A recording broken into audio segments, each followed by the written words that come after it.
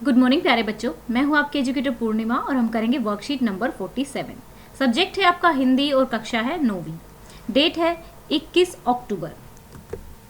पिछले कार्यपत्रक संख्या 44 में हमने जाना कवि राजेश जोशी जी सोचते हैं कि बच्चों के पास अब कुछ नहीं बसा, इसलिए सुबह सुबह काम पर जा रहे हैं। तो फिर बचा ही क्या है इस दुनिया में? कितना भयानक होता है अगर ऐसा होता है। भयानक है, लेकिन इससे भी ज़्यादा ये है कि सारी चीज़ें हस्ब मालूम पर दुनिया की हज़ारों सड़कें गुजरते हुए। तो कहते हैं कि जो छोटे बच्चे हैं ना, मतलब चलो मान लिया जाए कि भाई खेलने की चीज़ें ख़त्म हो गई हैं, या फिर जो उनके लिए जो जमी है खेलने की वो ख़त्म हो गई, लेकिन ऐसा तो है ही नहीं ना। इसी कारण कवि हताश व निराश हो जाते हैं कि कवि की यह सोच थी कि सभी खेलने कूदने की चीज़ें जो हैं ख़त्म हो गई हैं, इसलिए बच्चे काम पर जा रहे हैं। लेकिन जब वे देखते हैं कि ये सारी चीज़ें वे जगह दुनिया में भरी पड़ी हैं, आप लोग कभी भी देखोगे ना अपने घर में, एक नज़र घुमा के देख लो, इतने सारे खिलौने हमारे किसी बॉक्स में पड़े होंगे, कहीं तो ज़रूर पड़े होंगे। तब उनमें चिंता घर कर जाती है। तब वो ये सोचते हैं, क्योंकि उन्हें ये समझ नहीं आता कि इन सारी चीज़ों के मौजूद होने के बाद भी आखिर क्यों छोटे छोटे बच्चे दुनिया की हज़ारों सड़कों से चलकर अपने अपने काम पर जाने के लिए विवश हैं। कवि के अनुसार बचपन, खेल कूद, पढ़ाई लिखाई एवं बच्चों के विकास का समय होता है। इस वक्त उन पर कोई बोझ या जिम्मेदारी नहीं होनी चाहिए। इसलिए उन्होंने हमारे सामने यह प्रश्न उठाया है कि काम पर क्यों जा रहे हैं बच्चे। बिल्कुल हमसे मतलब हमारी सोसाइटी से, हम सब लोगों से, हम सोसाइटी का ही तो हिस्सा हैं। तो चलो बच्चों, अब कर लेते हैं आंसर्स। बच्चे काम पर जा रहे हैं, कवि को ज़्यादा भयानक कब लगता है? कवि की यह सोच थी कि जो खेलने कूदने की जगह है, चीज़ें हैं, ख़त्म हो गई हैं, इसलिए बच्चे काम पर जाने के लिए विवश हैं। लेकिन जब देखते हैं कि खेलने कूदने की सारी चीज़ें उपलब्ध हैं, उसके बाद भी बच्चे काम पर जाने के लिए विवश हैं, तो उन्हें और भी भयानक लगता है। ठीक है, यहाँ पे सब जगह पूर्ण विराम लगा लेंगे। तो स्टूडेंट्स, ये था हमारा फर्स्ट क्वेश्चन। आप लोग भी जानते हैं, छोटे छोटे बच्चों को देखा है आपने कभी जाते हुए। मैं भी जब कभी ट्रेन में जब ऑफिस जाती थी ना, कई बार ऐसा होता था कि गांव से ऑफिस जाना पड़ता था नोएडा, तो उस टाइम पे ट्रेन में होते थे छोटे छोटे बच्चे, कुछ कुछ बिस्किट के पैकेट बेच रहे होते थे, प्रॉपर कपड़े भी नहीं पहने होते थे, और हम इतने ज़्यादा शोल में उसमें लिपटे रहते थे। तो बहुत मतलब हर किसी के मन में आ जाता है, लेकिन वो ऐसा क्यों है? क्यों हम, अगर समाज एक साथ जुट जाए, क्या, अब सोच के देखो, मान लो एक बात सोच के देखो, हम लोग यहाँ पे, मैं अपने यूट्यूब चैनल का ले रही हूँ, अपने यूट्यूब चैनल का, ठीक है, 70,000 जो हमारे हम सब्सक्राइबर हैं, अगर हमें एक एक रुपया दें, ठीक है, कितने हो गए? 70,000 रुपये हो गए ना। क्या ये 70,000 रुपये, सोच के देखो, बस एग्जाम्पल है, सोच के देखो, ये बहुत सारे लोगों को एजुकेशन दे सकते हैं। तो सोसाइटी में ऐसा है, ऐसा नहीं है बहुत सारी ऑर्गेनाइजेशन नहीं है, ऑर्गेनाइजेशन है, एनजीओ हैं, बहुत सारी एनजीओ हैं जो बच्चों को पढ़ाती हैं, बहुत सारी ऐसी हैं बहुत ऑनेस्ट हैं, बहुत अच्छे से काम करती हैं, बहुत सारी ऐसी हैं पैसे ले लेती हैं लेकिन अपनी कमाई के लिए, बच्चों तक वो चीज़ नहीं पहुंच पाती है। ठीक है, तो जब 100 के हो जाएंगे तो मैं सोच रही हूँ कि अगर मुझे परमिशन दी गई तो मैं अनाथालय में जाऊँगी और बच्चों से मिल के आएंगे। मैं कभी गई नहीं हूँ, मेरा बचपन से ही मन है वहाँ पर एक बार जाने का। कभी कॉलेज टाइम में हम जो डिसेबल बच्चे होते हैं ना, उनके पास तो गए थे, जब हम MCA कर रहे थे, तो सभी हम क्लासमेट्स मिलकर गए थे, दिवाली सेलिब्रेट करके आए थे उनके साथ। तो देखते हैं दिवाली पे कुछ ऐसा ही सेलिब्रेशंस रखेंगे, कुछ ऐसा जिससे सभी लोगों को हेल्प मिल सके, है ना। प्रस्तुत कविता में कवि ने बच्चों से बचपन छीन लिए जाने की पीड़ा व्यक्त की है, इनका इशारा किस ओर है, लिखिए। कवि ने यह प्रश्न हमसे और पूरे समाज से किया है कि बच्चों की खेलने कूदने की उम्र में भी खेलने कूदने की चीज़ें उपलब्ध होते हुए भी वह काम पर क्यों जा रहे हैं।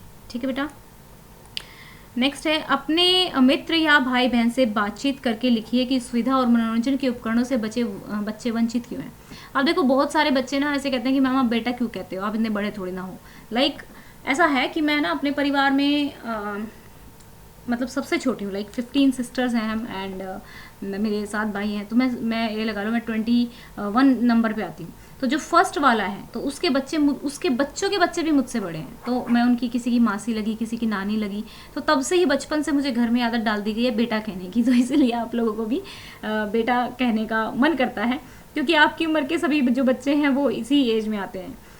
क्योंकि लोग समाज के प्रति अपने दायित्व को नहीं समझते हैं। अपने घर में ज़रूरत से भी ज़्यादा खेलों का सामान होते हुए भी गरीब बच्चों को नहीं देते हैं, इसलिए बच्चे सुविधा और मनोरंजन के उपकरणों से वंचित है। बच्चा देखो, मैं आपको हमेशा हर वर्कशीट में, स्पेशली मुझे लगता है हिंदी की वर्कशीट में मेरे ज़्यादा इमोशन उमड़ कर आते हैं, ये समझाती हूँ कि आपको एक अच्छा इंसान बनना है, ठीक है। आपके किसी भी छोटे से भी एक्ट से ना किसी का नुकसान नहीं होना चाहिए। बेशक सामने वाला आपका नुकसान कर जाए, ठीक है, लेकिन सामने वाले से बदला लेने के लिए भी ना 2 बार सोच जरूर लेना, ठीक है ना, कि हमें क्या ये करना चाहिए, क्या वो नादानी में ये काम कर रहा है, क्या उसको नॉलेज नहीं है इसलिए कर रहा है, तो हमें थोड़ा सोचना चाहिए, ठीक है। बच्चों का काम पर जाना धरती के एक बड़े हादसे के समान क्यों है? क्योंकि काट लेना भाई, मैं काटना भूल गई, क्योंकि बच्चे देश का भविष्य होते हैं। सिंपली सी बात है। अब देखो, जो इंजीनियर हैं या फिर आईएएस लोग हैं या फिर पीएम हैं, हमारे सीएम हैं, हमारे इसरो में साइंटिस्ट हैं, कौन है ये सब कौन है? ये बच्चे ही तो हैं। ये कभी ना कभी बच्चे थे, बड़े हुए, इन्होंने अच्छे से पढ़ाई की, तो अल्टीमेटली हमारे देश का भविष्य ये बच्चे हैं, ठीक है। और बचपन ही उनके खेलने कूदने की, पढ़ाई लिखाई की, उनके विकास की उम्र होती है। इसीलिए बच्चों का काम पर जाना धरती के एक बड़े हादसे के समान है। बिल्कुल है, बिल्कुल बिल्कुल। मैं आप लोगों को पढ़ाने में इसीलिए आनंदित महसूस करती हूँ, मुझे लगता है कि मैं अपने देश का भविष्य संवार रही हूँ। देखो बेटा, जब भी हम कोई काम करते हैं ना, तो काम को करने के लिए एक अच्छी थॉट चाहिए होती है कि मैं ये काम कर रही हूँ तो मैं क्यों कर रही हूँ, क्या मुझे इससे खुशी मिल रही है। तो पैसा, एक टाइम के बाद पैसा खुशी नहीं देता है, ठीक है। मनी जो होती है, जब आप इनफ कमाने लगते हो तो पैसा आपको उस खुशी नहीं देता है। पैसा इंपॉर्टेंट होता है, सबके लिए इंपॉर्टेंट होता है, वो फर्स्ट नीड होती है हमारी, ठीक है। लेकिन जब हमें ये लगता है ना कि लोगों की जिंदगियों में सुधार हो रहा है, आप लोग समझ कर कुछ कर रहे हो, तो अच्छा लगता है। यदि कोई व्यक्ति किसी बच्चे को काम पर रखता है, तब उस व्यक्ति के खिलाफ क्या क्या कानूनी कार्रवाई हो सकती है, अपने मित्रों या माता पिता से चर्चा करके लिखें। यदि कोई व्यक्ति किसी बच्चे को काम पर रखता है, तब उस व्यक्ति के खिलाफ बाल श्रम निषिद्ध और विनियमन संशोधन अधिनियम 2016 के तहत कार्रवाई हो सकती है, ठीक है।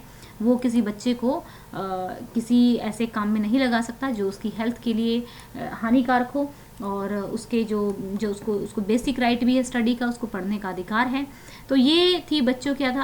आप तो प्यारे प्यारे बच्चे हो ही, बहुत प्यारे बच्चे हो, बट बच्चा आप लोगों को भी बच्चों की तरफ सेंसिटिव होना है।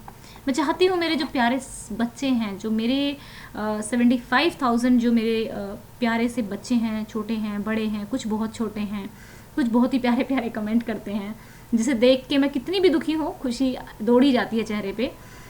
सो मैं आप लोगों को यही चाहती हूँ, अगर पढ़ाई के साथ साथ बस एक चीज़ और सीख लो कि हमेशा अच्छे और सच्चे रहोगे, तो फिर देखना कि हम कितना बड़ा साम्राज्य खड़े कर सकते हैं, है ना। तो चलिए अब हम टारगेट सेट कर लेते हैं। आई होप टारगेट तो आप लोगों को पता ही है। तो टारगेट इस वीडियो का आज भी मैं टारगेट्स में ही देख पाई हूँ। लेट्स सी, मैं मेरे पास फ़ोन यहीं रखा है, तो हिंदी की वीडियो का चलो कल ही देखेंगे। अब तो बच्चों मैंने देख लिया है, अराउंड हमने 1600 का टारगेट रखा था, तो कल तक पूरा हो जाएगा, क्योंकि 1300 समथिंग, यानी कि 1300 कुछ भी हो चुकी है, 1300 से ज़्यादा व्यू हो चुके हैं हमारे।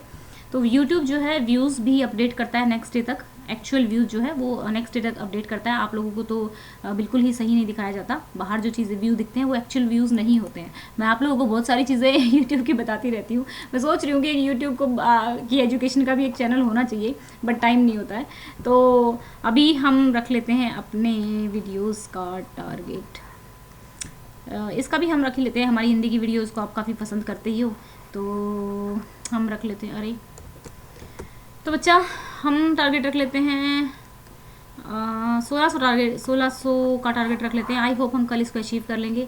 दूसरा बड़ा टारगेट का हमें लग रहा है, हमारा 20 तारीख हो गई है और हमारे पास अराउंड 11 दिन बचे हैं, अप्रोक्स 10 दिन बचे हैं। देखते हैं हम टारगेट पूरा कर पाते हैं कि नहीं। वैसे तो कॉन्ग्रेचुलेशंस बच्चों, 75 के होने वाले हैं, जस्ट 10-15 सब्सक्राइबर ही रहते हैं, तो 75 के लिए कॉन्ग्रेचुलेशन। तो आप लोगों ने इतना जल्दी, याद करो अभी पिछले ही वीक तो, यानी कि पिछले ही वीक तो हम 75 के थे, हम 10,000 बढ़ गए हैं। तो थैंक यू सो मच। मतलब इतना प्यार आप देते हो ना, तो मतलब बहुत अच्छा लगता है। आप लोगों को कभी इतना सारा प्यार मिलेगा तो बहुत अच्छा लगेगा जब आपको पता लगेगा। ये एक डिफरेंट काइंड की फीलिंग होती है। तो आप लोगों को वीडियोज़ को शेयर करना है, अगर चैनल को सब्सक्राइब नहीं किया तो चैनल को सब्सक्राइब करना है, और टारगेट को पूरा करना है। दूसरा, अपने जीवन का भी एक टारगेट रखना है, और अपने दिन का भी एक टारगेट ज़रूर रखना है। Thank you, have a nice day, may God bless you.